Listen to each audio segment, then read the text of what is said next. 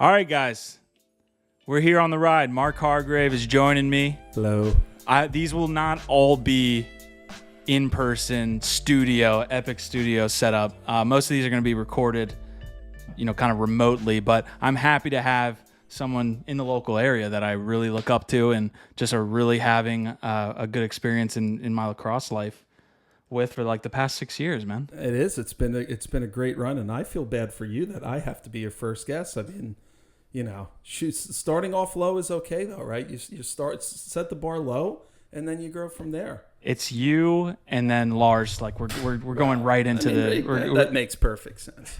That's about it. That's going from lowest to highest right there. All right, we'll see where the structure goes with this conversation. Again, welcome in. This is going to be the first episode of hopefully a long-running series where we're trying to bring in, insightful discussions into lacrosse. Mark is a mind in lacrosse that I truly respect. Both sides of the ball now. He's been coaching defense and a little bit.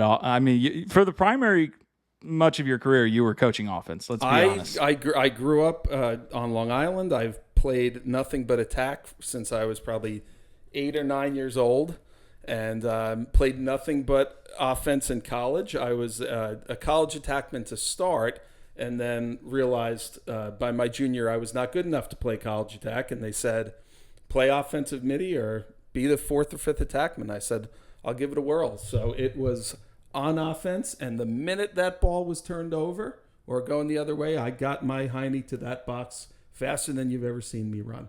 All right, so this is very important because we have a lot of aspiring attackmen that are probably listening to this. What was the thing that kept you from being that top-tier attackman? What was that thing where you got the call? That's a great question. I think in college, being able to play at a Division I level, even though it was way different back then, we were still good players, folks. But I think the speed of the game for me, not only my foot speed, but my ability to put the ball in the net. I was always a really good feeder. I even playing now at 47, I'm still out there. I think I feed the ball well. I always had trouble putting the ball in the net. And as a guy that was playing left-handed attack in college, you had to finish. So I had my challenges there. And then my junior year, they brought a kid in, Nick DeFelice, who's one of my great friends too, and was in college and still talk to him all the time. He was a prototypical lefty attackman. And it was just, I was right on the cusp of being that fourth guy for sure, but I wanted to play. By junior, I wanted to play, and I still could feed the ball well and draw a slide. And that was Hugh Donovan, who was our assistant coach at Mount St. Mary, said, dude, play midfielder, you're probably sitting on the bench. Now, you had to go both ways back then too, right? They weren't like specializing. Did you play a little defense? Or were you guys specializing back then? Oh, no, we were specializing. Oh, wow, and okay. I think they specialized especially for me. So I'll tell a specialist. I'll tell a really quick funny story, and I think it's really good to live your life humble and be honest with yourself, as well as be confident and believe in yourself, right? But one of my friends, Joe Aniano, who I grew up with, went to Chaminade High School and played at Marist College. After the game one year, I think we were juniors, it had to be junior, senior year, they still did handwritten scouting reports, or maybe even typed them up and printed them out. And their head coach said, if you get on number 8, Hargrave, go, go, go. That was the scouting report if I got stuck on defense. And Joe made sure that he kept that and showed me after the game just to break my chops a little bit. And it was, I got such a kick out of it. And I think he even brought it home that summer and made sure he showed it to everybody when we went out. But that was, we did specialize for sure back then. My roommate was a face-off guy specifically. I could get into a 30-minute conversation about defensive midfield and all the wonders of that position and how you did. But I want to get to something more pertinent. We did have a discussion. Yes, please, let's change the topic. Right before we went live. And this is actually happening, I believe, this weekend. There is a Green Beret Navy SEAL game happening at Gillette Stadium. Yes. And you have been practicing because of the fact that we live in Virginia Beach.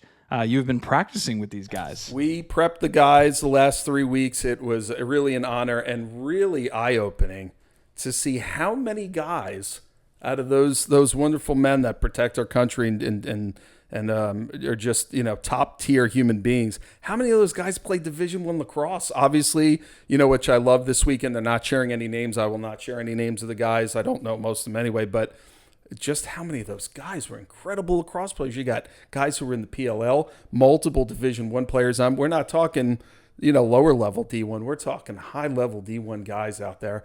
Some of them in their 30s that are still, they're players, man. They can bring it, those guys. And it was really an honor and a pleasure to be able to play and have my son out there with me and play, and have a couple other Catholic guys out there.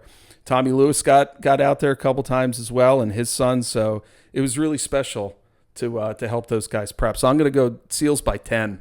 Seals by 10? I'm with DeLuca. I'm with Greg DeLuca.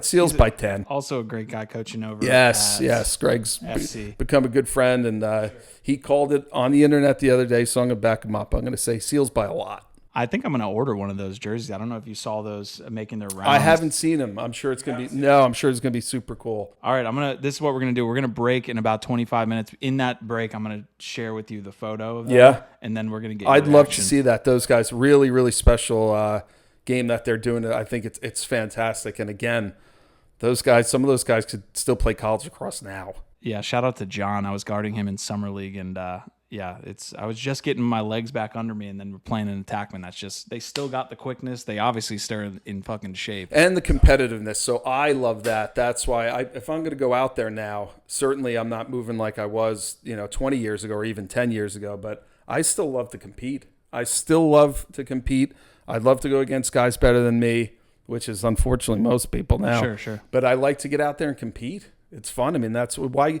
can go out there and have fun and screw around. That's fun too. But I want to go out and compete. Yeah, the way I want to structure this show, and we'll see how it kind of naturally develops, I want it to be valuable to players that are still playing. Sure. High school, college, however, even professionals, hopefully, but also coaches. But from the player perspective, the conversation we were having before we pressed record was about some of the high school guys playing against the Seals you're talking about. And what that means for their development, and if they should even be doing that, right? Like, you don't want to go out there and completely get railroaded. Yes.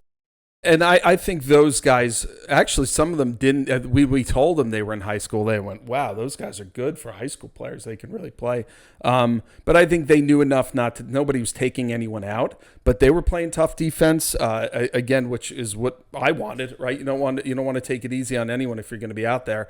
And certainly I don't think it's in their nature to take it really easy with anything. But if you're not playing against better players, it doesn't have to be Navy SEALs. It doesn't have to necessarily be just college players. But if you're not consistently playing against better guys, I just do not believe you're ever going to really improve yourself as a player.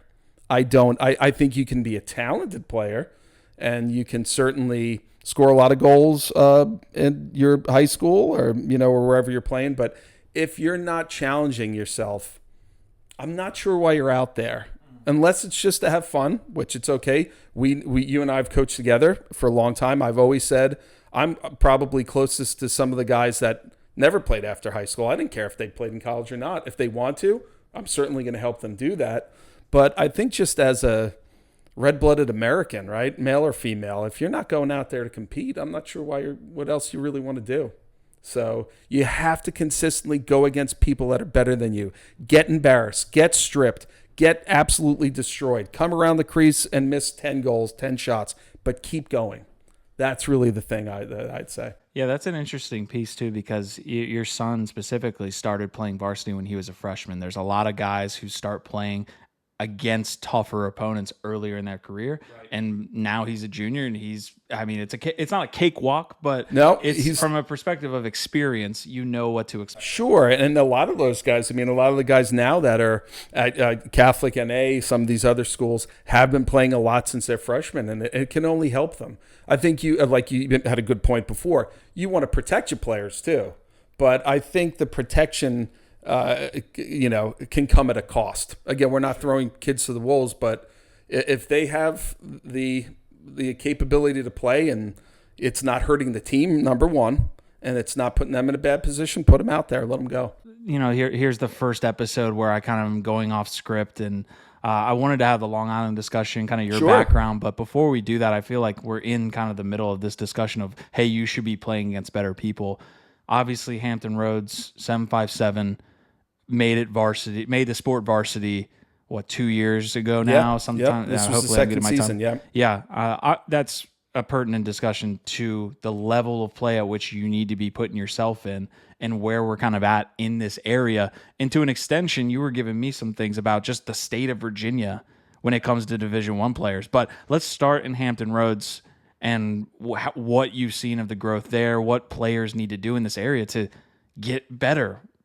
Yes, it's a really tough dichotomy, and it sounds like I'm speaking out of both sides of my mouth because I am. So I want this area to get great. I do. I want the public schools to start beating the private and vice versa, right? We got to get everybody better. But unfortunately right now, for better players in this area, a lot of them do have to leave, meaning more in club. Not that you can't play at a local club, but you want to get your club team out playing against those teams north. And sometimes south. I mean, look at what Charlotte's done. Look at what Florida's done. Look at what Tennessee is doing. There are some places where there's hammers everywhere now.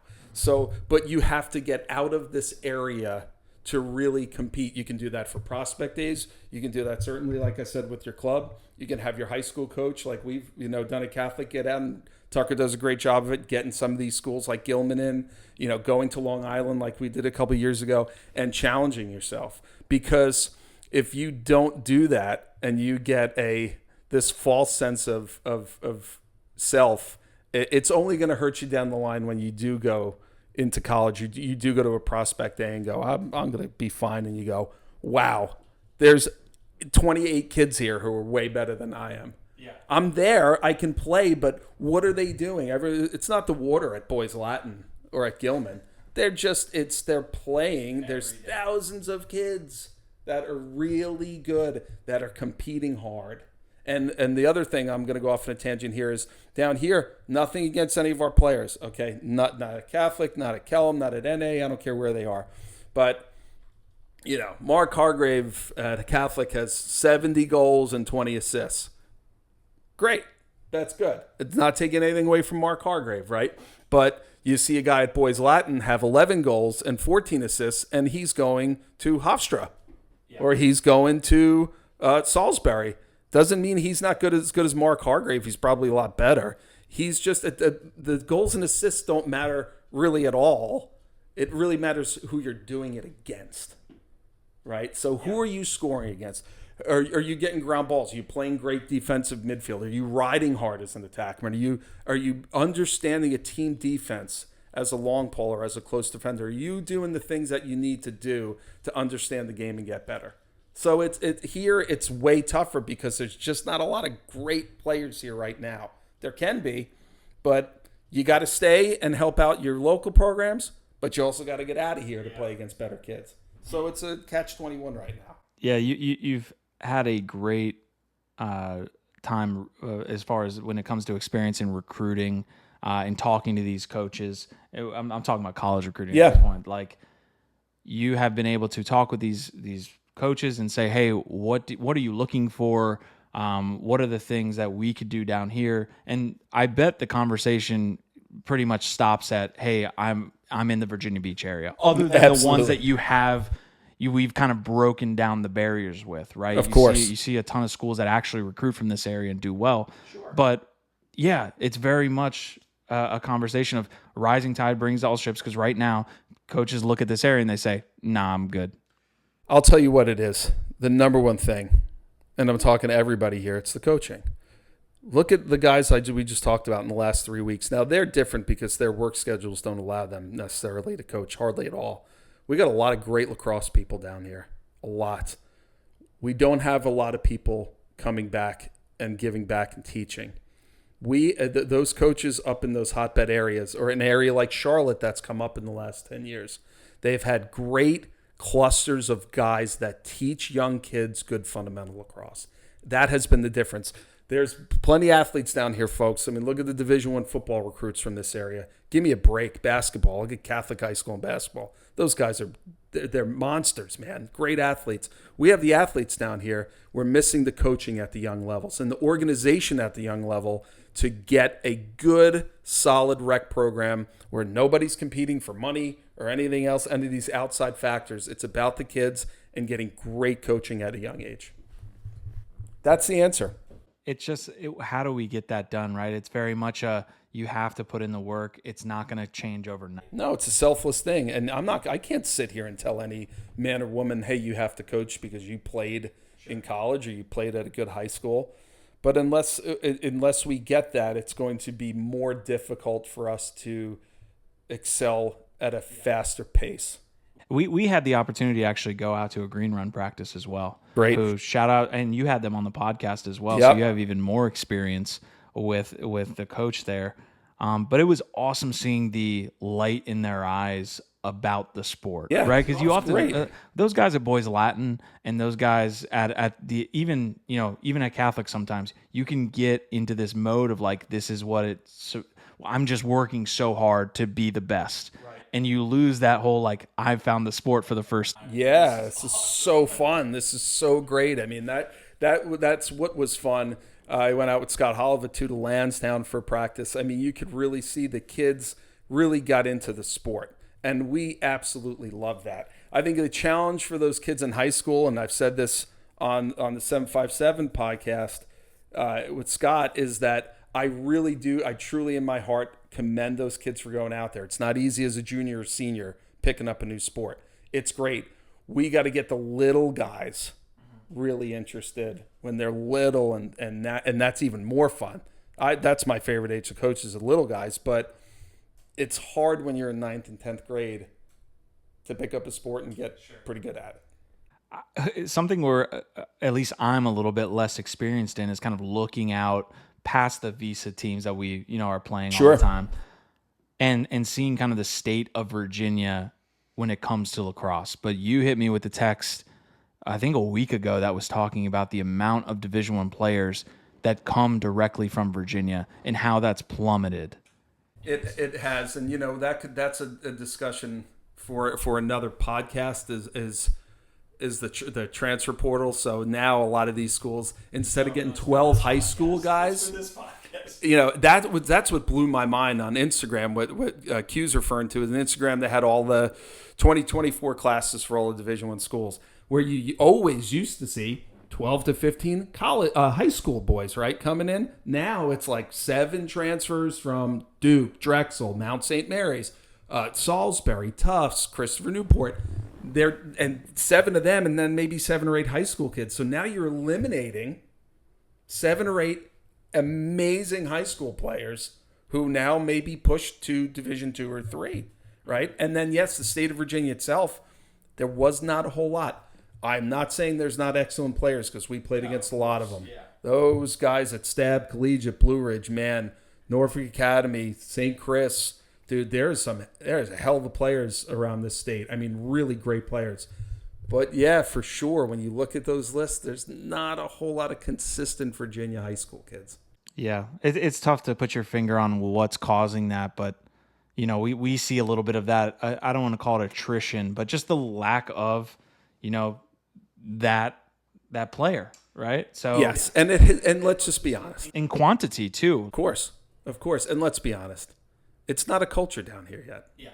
It's just not. I know one of your questions, I feel malevolent on my podcast. I never send any of the guests any questions. I feel like a politician today. He prepped me for everything. I feel so good. I'm like, am I a terrible bastard? I don't tell. I like to surprise the guests, but one of your things was like, what was it like growing up on Long Island? Like, what was it like up there? It was hard, man.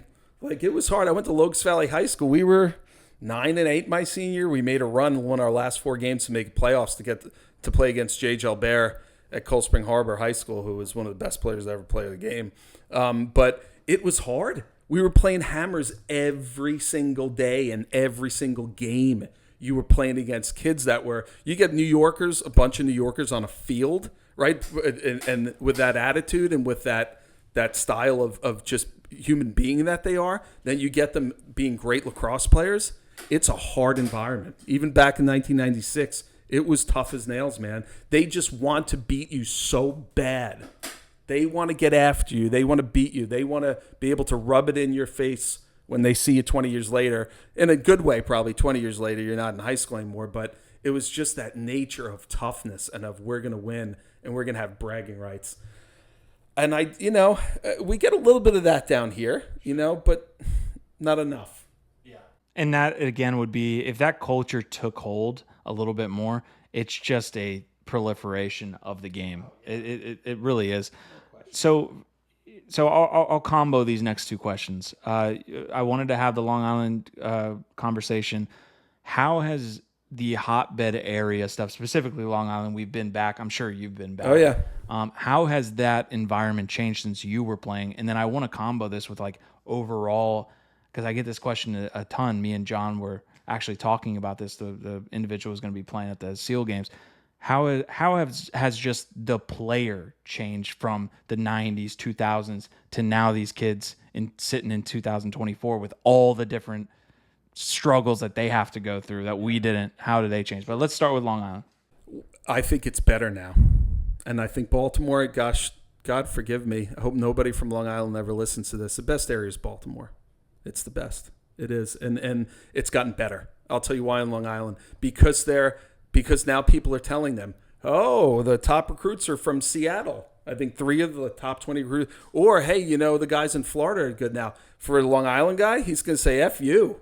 We're better. We're going to show everybody why we're better. And it's got them even more competitive, right? It's getting more specialized now in areas, even Long Island. That's a big difference. I played football, basketball, lacrosse since like 5th grade. Now, even some of those guys, they'll still got a lot of football guys up there. They'll skip basketball, which sort of stinks, right? Because they want to prep for lacrosse and they want to be 100% when that whistle blows in March when those guys start playing games. I think the hotbed areas have gotten even better. Again, I think the Baltimore players are superior to anybody else. That MIA league is absolutely incredible. The Long Island leagues are still great too. What separates them? I'm sure it's very small. It is small. It's getting smaller for sure. So you're getting incredibly competent guys who are actually going into Boys Latin now from other states. They're like boarding there now, which is crazy. I was talking to somebody the other night about that who played at Gilman. So it's getting even better, but it's because the passion, the chip on the shoulder of we know that we're better than you. We know we have the best pool of guys in this country. And it's a culture, sometime to the detriment of the kid. So you brought a good point in. You said, with all these kids, all this technology, they're just, it's proven, and I'm lucky enough to work in operating rooms with neurosurgeons, and they'll tell you, it's proven, these young kids cannot handle all of this.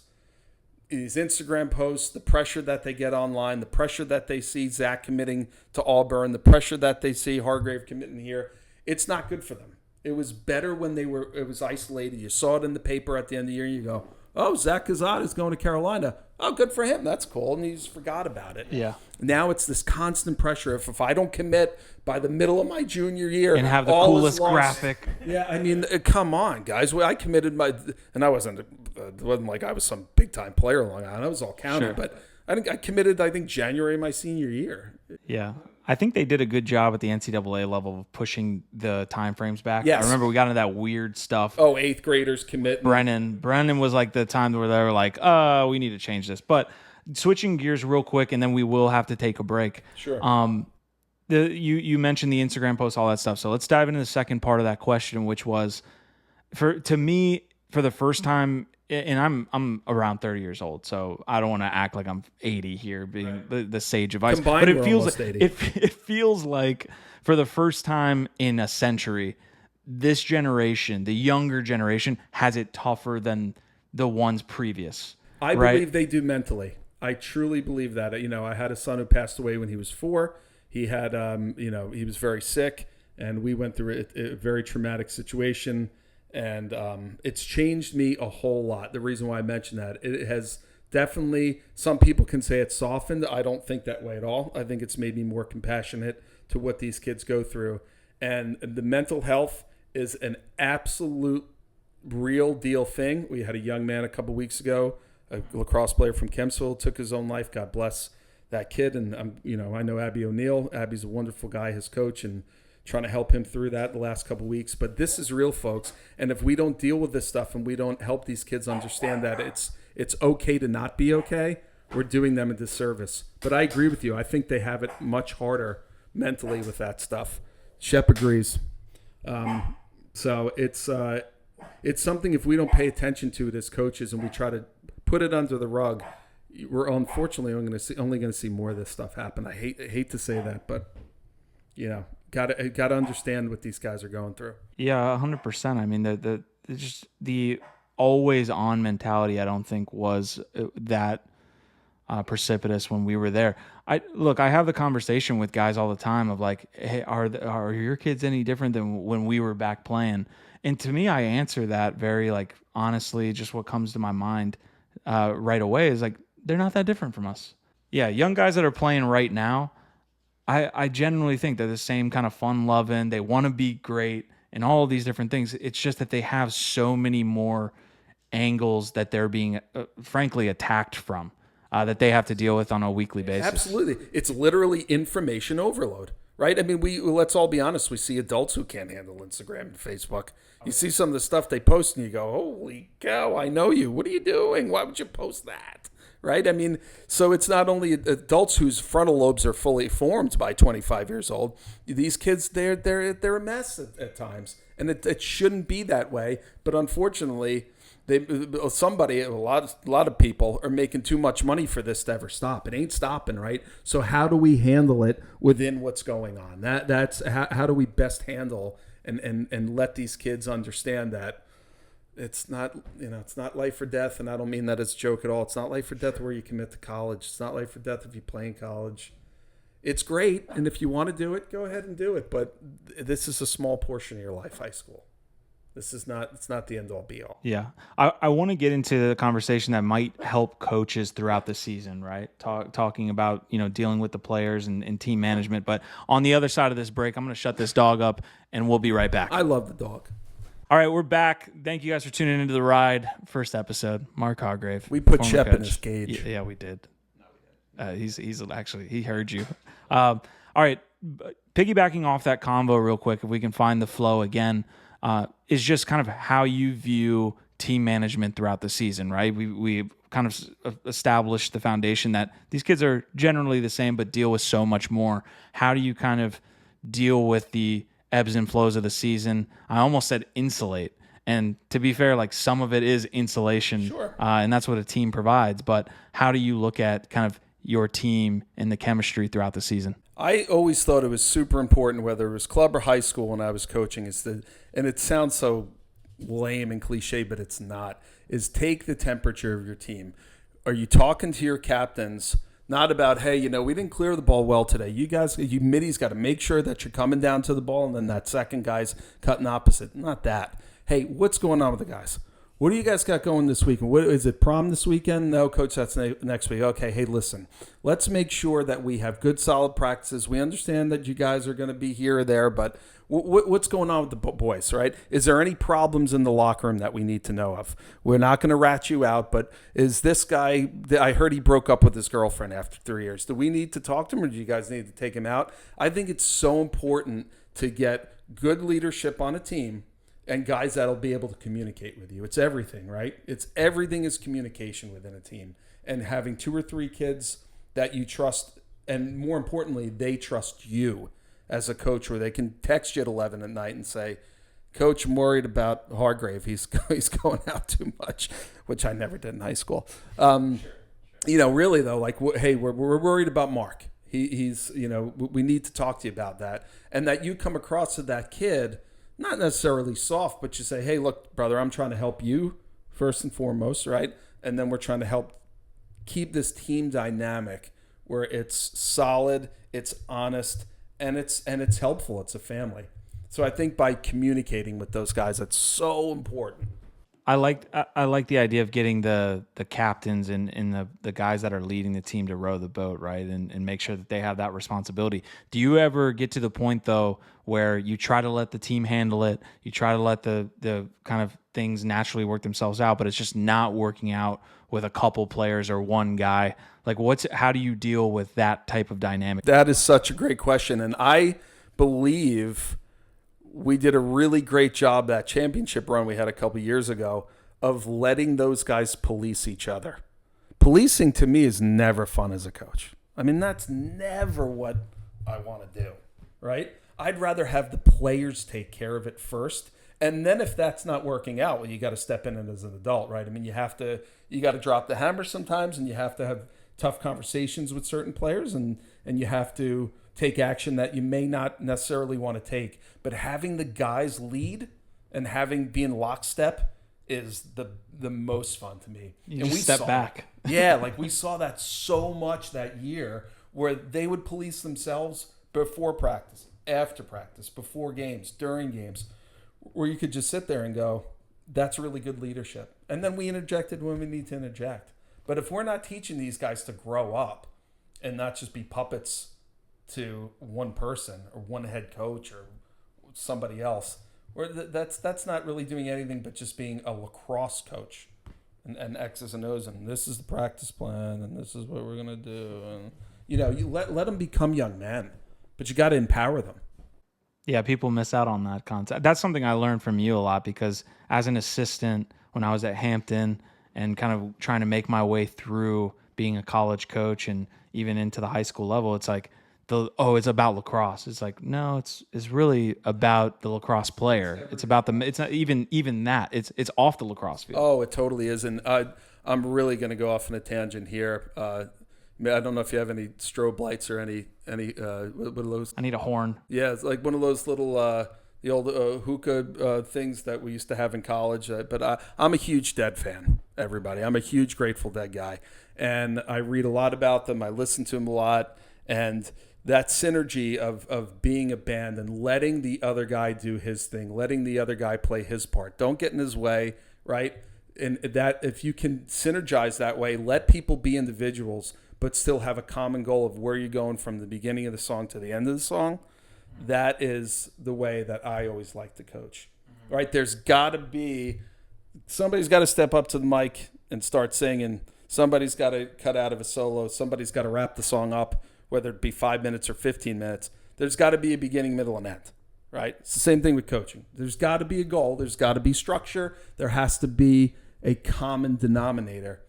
But let guys feel flow within that. Yeah. Let them be individuals within that while still in that team dynamic. And if you can do that, it's a really magical thing. Yeah, there's an element of like vulnerability there where you're kind of letting go a little bit, just letting guys do that. Great word. Yeah, put yourself out there and your teammates are going to pick you up, right? That's the thing. It's that total tightrope of selfishness while still being part of the team, right? Yeah. I always say, right? I mean, 6-on-6, right? You got a shot clock now, which is the best thing that ever happened to high school lacrosse and college lacrosse. But somebody's got to go. Somebody's got to go, right? Doesn't have to be the same guy every time. No way. Someone's got to make something happen. Yeah. It's how the other 5 guys around that guy, how they synchronize within what he's doing to make everything work. Same thing with the defense. You've taught me that. It is communication and it is trust. Yeah. Right? It's a relationship. It's a big relationship. It's like a band. It's the same thing. A band and a team is the same thing, man. Sometimes you could have the best 6 guys, right? But there might be a 6th guy or a 7th guy that fits in that makes it better for that whole group. Oh, totally. We've had players over the years that we've coached together that are certainly not college lacrosse players, certainly not the best players, maybe not even all conference, but man, did they bring things together. Sure. 100%. Those guys, I don't think understand how valuable they can be. I think some guys get it. Like I'll give a shout out to Nico for sure. That 2022 year. I know he didn't get on the field a ton, so shout out to Nico for Papini. Yeah, Nico Papini. I mean, Nico will tell you, and Ethan Smith would tell you, I was probably closer to Nico than most of the guys on the team. Yeah, and he was the last guy off the bench. He and I talked all the time that year. Sure. He was super important to me and to the team, and Everybody plays their part, right? yeah. So let's have a lightning round here because I want to dive into the way that you kind of look at the game, right, in between the lines a little bit from a coaching perspective. But I've got the photo up there, the 2022 team who won. Actually, is it 2020? I keep saying Come that. on, man. It's COVID. 22, It's we got close. post-COVID. We were made the championship in 22. It was post-COVID. Shout out to Coach Penny for revamping the program, him and Coach Kimmener. So we got close in 22. Sure. So that 23 team, what was your favorite moment from that season? I know that's a big word, but anything that springs off the top of your head. Yes, lockstep, baby. I remember the first day we got all those kids in. It was actually in the visiting locker room, if you remember, because football was in the locker room. So we took the guys in. I think it was the first day of school. Actually, I know it was. Fall? It was 100%. The players, I remember this specifically. I know Coach Lewis does too. And it was lockstep. We had me, yourself, Tommy Lewis, Brian Smith, and a newly Chris and Jackson Deal as coach, or just a young buck he was. We were all in that visitors' locker room. We had all the kids in the locker room. And the first thing that came out of my mouth was, we're going to win this thing this year. Mm-hmm. That was the first words out of my mouth. We are going to win this thing this year, right? And we're going to get to a state game, or we're going to win a state game. And if you don't believe it, we're still going to love you, but please leave now. Yeah. Please leave now, and no one's going to have any hard feelings against you. But we are winning this thing this year. And that, I believe that we as a coaching staff set the tone that day for that's what was going to be done. And more importantly, those guys believed it from the first day. They believed that they can do it. And again... And they moved that way. Yes, they did. On their own. It wasn't me with a whistle up there and pointing everything out that he had to do. Not at all. It was those guys that took the mantle. I love it. All right. Well, I could stay in that season for a while, but we're going to jump out, have a little bit of the combo on the lacrosse side. I wanted to get the soundbite, though, of your take on this scholarship situation. We did just see that come through. I see your head. So I don't have the official details. Basically, it's always been 12.5 scholarships, right? That Division I schools have had to kind of stay within. Some schools, I'll give a shout out to Hampton. I was there for 2 years.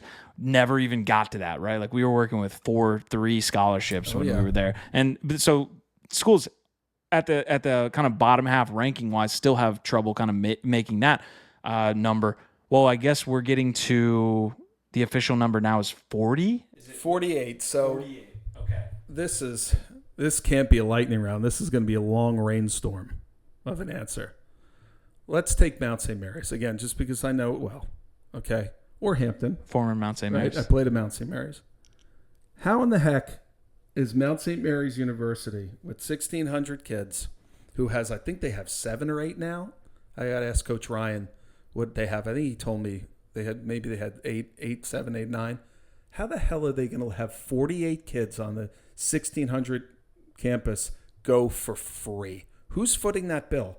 In a sport, let's be honest, in a sport that's not a money-making sport, okay? We're not. You're gonna have 48 boys, young men, go for free to Mount St. Mary's, to Hampton, to Cleveland State. Who's paying for this? Mm-hmm. Who's paying for it? It's not a rational thing. And I'm lucky enough, and it's not bragging, it's just the truth. I'm lucky enough in all my years of doing this. I know 15 to 20, 25 Division I coaches, some of them well, some of them not well in passing, but I've talked to a lot of them this summer. And I can tell you I won't name the schools to get anybody in trouble, from the top-ranked schools to as Zach said, the lower-ranked schools, nobody thinks it's a good idea. Nobody thinks it's a good idea at all. It's going to get those Power 5, maybe a couple of them will do it. It's going to go right back to when I played in Division I. You had the first 7 or 8 teams, and then really nobody was beating them. Mm-hmm. And that's the thought process from the coaches that you're talking to. Yeah, for sure. I wouldn't say it if they didn't tell me to my face. And then you're the 48-man roster, which I do think it sounds like it is. That's going to go through again. Like, it's a cap on the roster. Yeah, for sure, 100%. Mm-hmm. And do I want to be the 60th guy at High Point or even Virginia? Me, no, because I wanted to play. But now you're taking 12 extra guys and sending them to D2 or D3, which is going to be now. It's good. I get right. It's going to be super competitive. You're going to have a ton of influx of these fantastic players, D1 talent, now taking spots for D2 and D3 guys. We're not at a sport, as one very, very well-known coach said to me this summer at ALL in Boyd's, Maryland. He said, we're treating this sport like it's football or basketball, and it's not. Sure. It's not taking away from lacrosse. I'm not saying lacrosse is important. I'm not saying it's a great sport. I'm not saying I don't want the PLL to grow. Of course I do. But it's not. It's an unrealistic thing to do to the sport, and it's going to kill Division I, in my opinion. I'll say the second piece of this is, to me, on the surface level, like, I'm not a big fan of the 60, 70 man rosters that you see at the D2 level. Sometimes I'm just like, I'm not either. So to me, maybe some of that gets cleaned up, but overall, it does feel like a net negative. No doubt. And again, you're just not dealing right now with a sport that's bringing in enough money to suffice 48 free scholarships. And I can't stand the NIL stuff. Sorry, kids. When you go to college, when you're accepted into a school, that's your gift. Is it overpriced at a lot of these schools? Yeah, it's robbery, right? Some of it. But if you're able to get a half scholarship to Hofstra, right, or somewhere else, that's your gift. You've just been given free education money. No, I'm sorry. I don't think you should be making money in college. Like, I'm a Bobby Knight guy too with that. Like, he said it once. Like, that's your gift. You're getting a sometimes a almost full ride to that school, right? Or even if it's a half ride, use that as your motivation. You shouldn't even need it, but I mean, use that as, hey, they're giving me this opportunity. Yeah. I think it's an unreal, again, 48 guys for free in lacrosse. I don't believe is there any positive that you see from it? Like, not even one thing? Sure, a kid's family's not having to pay for school. That's cool. There you go. Okay. All right. So I'm going to soundbite that and make it sound like I'm going to ask the question and then you're going to say, yeah, it's cool. I like it. There you go. Yeah. Okay. Look, I'm going to have you back on again to like dive into more like within the lines things, but we can touch on a couple of them at least. You've coached defense here for the last 3 or 4 years. I know you've coached defense throughout, but it's been fun, being side by side with you, coaching defense. That's been fun. Similarities between coaching both sides of the ball. Like, wow. What's your thought on that? Because a lot of times you guys, like, I would shit bricks at least my first season coaching offense. I would be very hands off. I've got my own thoughts on how that should look, but you've coached actually both sides. Yes. For me, the difference in communication on offense and defense is night and day. And I think it's something that's probably lacking on offense, that the guys are, I don't know if they can't or they just think they don't have to communicate as much, but on defense, that understanding of not only what you're trying to do, right? You're trying to make sure that guy, you're forcing that guy away from the goal, right? You have to understand first slide, second slide. How is that guy sliding? Where is he going? Where is my first responsibility? Where's my second responsibility? What happens when that second slide comes? Where am I going? It is incredibly difficult for high school players to play really good defense, and the ones that do it, I am so astounded by guys like yourself and Damian Pizarro, who I've worked with for years coaching defense, guys that can communicate that to defensive players, because I was brand new to it as an offensive guy. The teamwork, the dynamic of communication and understanding not only your first responsibility, but your second and third responsibility. That is, to me, is what makes an amazing coach. If he can have guys, I don't care if they're not the best athletes, and you got to play 3 feet off of the guy at defensive midfield and try to just force him down one lane, right? Try to not let him get topside, so it completely screws up the whole defense, because now you got guys cutting towards the goal that are wide open because there's a guy sliding upfield to them instead of having to to do it the right way. So that is amazing to me when high school kids are able to just understand the team defense. Mm-hmm. It amazes me. So I'm gonna dual question it up again. One, I completely agree with your sentiment on the communication piece. A lot of guys, especially some of the younger guys that we had this year, right? Because we had a pretty young group where we were transitioning from an older group and we had to start a bunch of inexperienced. These guys, I feel like, don't understand that it's not just saying the things, right? No.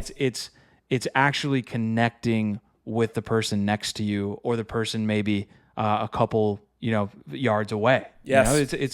It's saying things, but also communicating on a level of where you're connected. And that's not Yes. what a lot of young guys come in and they're like used to playing summer ball, used to playing maybe not high level ball, and they're kind of just out there by themselves, kind of doing their role and not connected to anybody else. Here's a really technical thing I can say for that I've learned on defense.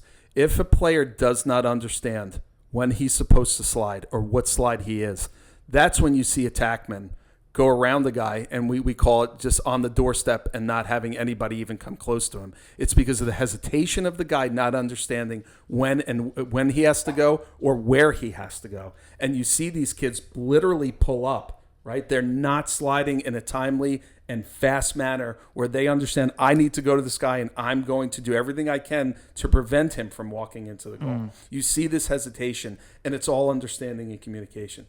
That's really what it is. It's not that the kid's not tough or he doesn't want to, I don't want to stop that guy. He wants to stop that guy. He wants to make a good slide. It's the miscommunication or the misunderstanding of what their role is. You mentioned a little bit of like how Attackmen maybe don't communicate as much, and that could be something that could improve, that they don't get a lot of coaching on, or just that side of the ball is different. Yeah, is there an opposite? Is there something that defensemen can take from the way Attackmen do things and offensive players kind of operate in the game? I can tell you as an offensive player my whole life, if I'm starting a game out and I got a goalie and I got defensemen who are communicating, who have their stick out on my hands immediately when I catch the ball, and immediately, and I see off-ball guys with their sticks up, right, not at their hip, and guys are communicating sticks up. Guy on me has his stick on my hands. I'm going, oh shit, we're in for it. Okay, now we're playing. I love that. I'm not saying, oh, we're not going to win. No, but I'm going, okay, now I got to bring my game. Because it confuses an offense when you're communicating that much. You had a great point. We're not just yelling things out, right? Red, green, red, black. No, but when you really see those guys in sync and they're ready to play, again, they are in a good athletic stance. They are annoying the crap out of you when you have the ball. Then you go, okay, we really need to. This is going to be a ball game now. Yeah, I think nonverbal communication is like the biggest indicator to me. Like when I go out and watch a defense move and operate, if they're using a lot of nonverbal stuff to communicate, that to me is like, okay, they are connected. They're doing some things. They are, and now you've got guys, UVA does a great job of it. We all know. Now you got 6'7", 6'5", 6'4" guys that are running 4 or 5 40s. So back in our day, it was just true, right? Not always, but sometimes, to most of the time, you were putting your slower, bigger, slow-footed, sort of not as athletic guys on defense. That is not the case today, right? So that's why teams played with a crease attackman a lot, right? Because the slides were so slow. You had guys that couldn't move their feet as well. Now you got 6'7" guys at Virginia and all over the place. Jack Cook at Christopher Newport, who I play pickup with. Big guy, played at Richmond, was an absolute stud at CNU. I mean, these dudes can move and they can hit and they can communicate and they're athletic. Now it's getting to the point where you're putting your best athletes maybe when they're young on defense. So that's a big flip of the game. Yeah. Which has made defense so much more fun to play, I think, too. And fun to coach when you got great athletes. Especially even like close defensemen. Right, like because you put an athlete at LSM, right? You're like Sure. You can run like the wind, or you can run like a deer. You can play LSM, but you're right that it all has always been like big dude, gotta play defense. So yes. yeah. All right, we've got about 10 minutes left in the show. It's been a great one. Yeah, let's go another hour. Yeah, we could. We got to leave people wanting more next week, maybe. We'll see. What makes a great attackman?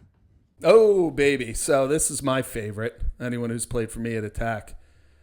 Number one thing Tom Gravani taught me when I got to Mount St. Mary's is I don't care what size you are. I don't care what speed you are. I don't care where you're from. If you're going to play attack, you got to carry the ball. Nowadays, too, against a big, fast, angry, athletic guy with a 6-foot pole, you better carry the ball. I don't care. I don't want any excuses about this guy's too fast or this guy's too big. You better carry the ball. You better get beat up, and you better score goals. When we have attackmen, when I coach, you have 3-4 goals a game. Believe me, I'm not saying to them, that was amazing. No, you better put the freaking ball in the net. That's your job. Your job is to put the ball in the net. Your job is to carry the ball and make something happen. I understand now it's so prevalent the short stick matchups are because the athletes are better, and I understand that, right? The chances are just higher that you'll have a better outcome dodging a short stick. I still love to watch long poles and attackmen go up against each other. Yeah. Your attackman, my friend CJ Lauer was a great attackman up in Baltimore, and he's one of my closest friends, and he always says, you can have 2 speeds. It can be slow and slower. As long as you have 2 speeds, that's okay. That's fine, but you better be able to, right? I always like to say offense is about arcs, defense is about angles, right? So you better be able to arc yourself into a position where you're creating a slide as an attackman. Yeah. And you do not, the fast guys are fun to watch, and they're certainly great to have. You have to have them at attack, but you can be anybody. You can create a slide and you can get to the goal, man. You're doing your job. It's that want to kind of turn the corner too, because you mentioned that arc, but it's really the guys that can arc and then get inside. Yeah, right? you Those gotta, like just flipping it on its head, right? Because you were talking about how an offensive player looks at defense, how a defensive player looks at, or from a coach's perspective, an attackman. The guys that move at a tangent, like east-west, you're like, we can deal with him. Looks like cool. He looks great. Yeah, he looks great. But if I'll give a shout out to one of our defensemen. Carter's a great, feet first. You can put him in front of somebody. Zero angle guy. Yeah, zero angles, as you're saying. And if you have somebody like that, if you don't know how to turn the freaking corner, you're done. Yeah, he's gonna eat you up. That's it. And that to that point again of understanding your defenseman and understanding, okay, this guy's faster than me, but I'm going to be able to beat him off ball. I can backdoor cut him. When I do have the ball, he's overplaying me so much topside. I'm going to get up enough on my 5-and-5 above goal line extended where when I roll back, I'm going to have a shot at the goal, or I'm going to be able to hit that attackman coming cross crease a lefty because that guy's sliding to me. So understanding as an attackman of not only what your guy's doing, but where's that next slide coming from? How is this team sliding? Who's going to be open when I'm able to get around that guy, whether it's fast or slow? Who am I looking for? Who's going to be open off of that slide? And put the ball in the damn net. Or assist it. Assists are just as great too. But you better score in his day. You better not come out of a game as an attackman with no points. Or to me, we're looking for the next guy to play attack. All right, look, I do feel like we did something right here because we feel like we are missing a whole nother hour of this discussion. Typical Hargrave. It's all over the place. Yeah, well, it's the first episode. Get the pilot out of the way. I've got 2 more kind of turn them overtime questions. We'll see if that sticks. Sure. And then we'll get out of here. But dude, I do Why, feel is like nothing stuck? Well, see if something sticks, he says. No, I'm talking about the segments, just not your hit erase. No, I'm logging everything. All right, overtime. Okay, ready? Yep. I'll make like a little burst, like boom, overtime. And I'm messing this up already. One thing a player should be doing to improve themselves right now: lift and footwork. I don't care what position. Okay, and the second question. This is more coaching related. Again, we want these shows to be both valuable to the player and the coach. Coaching perspective, what's your favorite drill and why? Oh, I'm going to steal Tommy Lewis's that. I call it the Thunderdome. I'm a big Mad Max fan of all 3 movies. I forget what Tommy calls it. When we get the guys in that circle and they have to get the ground ball, and then it's a 3-on-2 to the cage. It's a small space ground ball drill. Okay. It's tough as nails. If you don't want to be hit and you don't want to get whacked, we're going to find out real soon if you're tough enough to do that drill. Yeah, so the way this drill works, folks, is you set it up almost on the girl lines. Yes.